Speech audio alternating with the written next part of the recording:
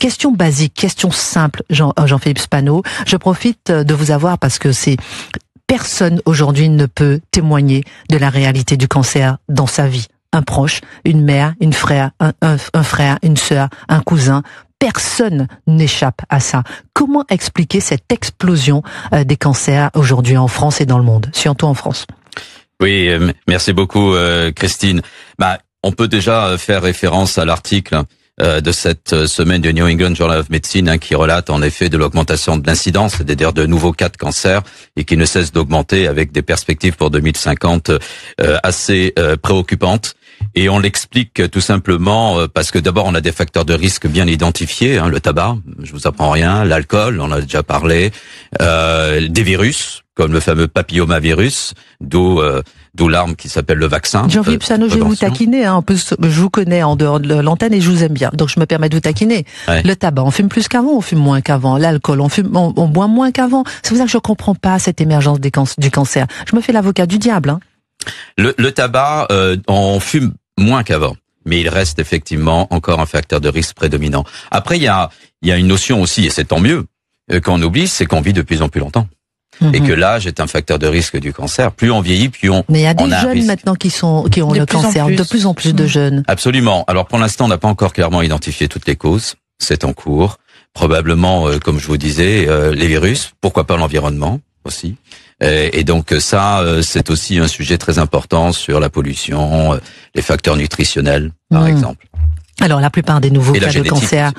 La plupart des nouveaux cas de cancer en France concernent le cancer de la prostate, le cancer du sein, cancer colorectal, cancer du poumon. Je vais vous poser la question qui tue. Jean-Philippe Spano, ne m'en voulez pas, mais on voit sur les réseaux sociaux, beaucoup de personnes se disent que c'est à cause du vaccin, que cette recrudescence des cancers, beaucoup de personnes le disent, les effets secondaires du vaccin. Non. Vous dites non, j'ai même pas fini de poser ma question.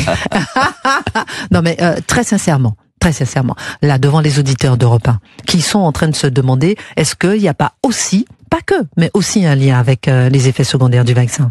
Vous voulez parler de quel vaccin? Le vaccin au Covid, bien sûr, mon chéri. Non. Non, aujourd'hui, aucun lien n'est établi. Les seuls liens qui soient établis, ce sont ceux dont je viens de vous parler. Clairement. Et vous n'avez pas l'impression, je vous taquine, pardon, mais vous n'avez pas l'impression qu'il y a une sorte de chape de plomb sur ce lien entre, ouais. D'accord. Et personne, il n'y a pas de lien, selon vous?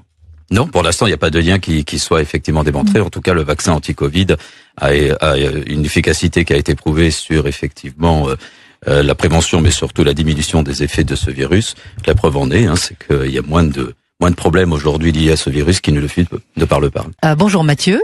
Bonjour Mathieu. Christine, bonjour. Oh, Christiane, ça me va aussi. Avec vous. Moi aussi, je suis contente de vous entendre. Restez là, ma jolie. Racontez-nous un peu pourquoi vous voulez interpeller le professeur Jean-Philippe Spano. Parce qu'en fait, moi, j'étais en pleine santé, en pleine possession des moyens quand j'avais 52 ans. J'en ai 59 aujourd'hui. Et en 2019, je fais tous les vaccins pour le Covid pour continuer à travailler, à circuler, à vivre normalement. Et en 2020, tout d'un coup, alors que je faisais mes dépistages régulièrement, on m'a dépisté un cancer de la prostate d'une agressivité folle et rare à mon âge, avec un taux très élevé sur l'échelle de Gleason. Je pense que ça parle à votre invité. J'ai dû faire 2 mois de radiothérapie, 2 mois. 60 jours de radiothérapie et après j'ai fait 3 récidives avec des hormonothérapies. Est-ce que vous allez mieux aujourd'hui, mon cher Mathieu? Pas du tout. Non, pas du tout, parce qu'en fait là le remède est très dur parce que l'hormonothérapie c'est la castration chimique, donc vous êtes dans un état vraiment très très affaibli et j'ai développé aussi de la fibrillation atriale et tout ça. Mes cardiologues et mon cancérologue m'a dit, quand je lui ai posé la question quel rapport avec le Covid, il m'a dit je peux pas vous dire qu'il y a aucun rapport, je peux pas vous dire qu'il y en a un, mais voilà, je reste dans le flou. Merci, et je pense Mathieu. que s'il y en avait un, jamais il ne le dirait. Il vous l'aurait dit. Merci pour votre appel. On est obligé de rendre l'antenne. Juste avant de rendre l'antenne, nous avons Brigitte Millot que nous saluons dans le studio. Un dernier mot, Jean-Philippe Spano, pour répondre un peu à Mathieu, pour aussi faire un point sur répondez à Mathieu et pour faire aussi un point sur ce diplôme que vous êtes en train, que vous créez, que vous lancez le 17 octobre. Et comment est-ce qu'on fait pour s'inscrire?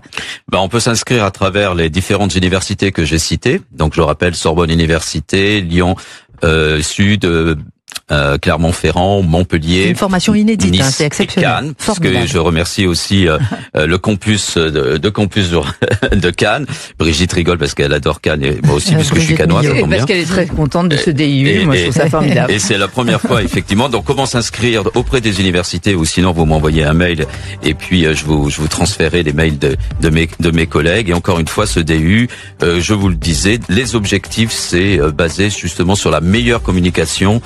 Justement à l'époque des médias de masse et de l'impact, comme vous le disiez tout à l'heure, Christine, des réseaux sociaux. Il faut être bien informé. Il y a, vous savez, un dogme chez nous en médecine, c'est l'evidence-based medicine. Merci infiniment.